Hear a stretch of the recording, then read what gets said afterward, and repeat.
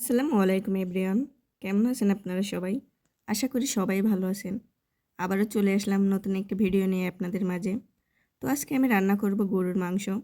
আমি এখানে সকল ধরনের বাটা মশলা দিয়েই গরুর মাংসটা রান্না করব। মাংস রান্না তো আমরা কম বেশি সবাই পারি। রান্না একটি শিল্প। আমরা একজন একভাবেই রান্না করি, একভাবেই খেয়ে অভ্যস্ত। গরুর মাংসের দাম তো অনেক আগেই আমাদের মতো সাধারণ মানুষের হাতের নাগালের বাইরে চলে গিয়েছে।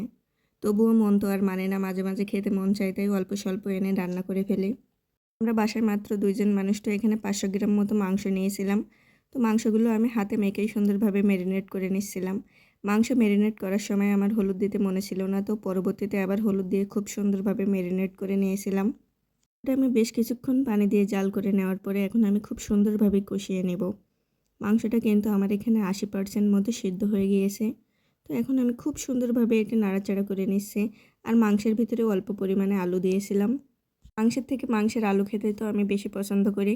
আপনাদের কার কার গরুর মাংসের সাথে আলু খেতে ভালো লাগে অবশ্যই কমেন্ট করে কিন্তু জানাবেন। আমি সবসময় হাতে মাখিয়ে গরুর মাংস রান্না করি।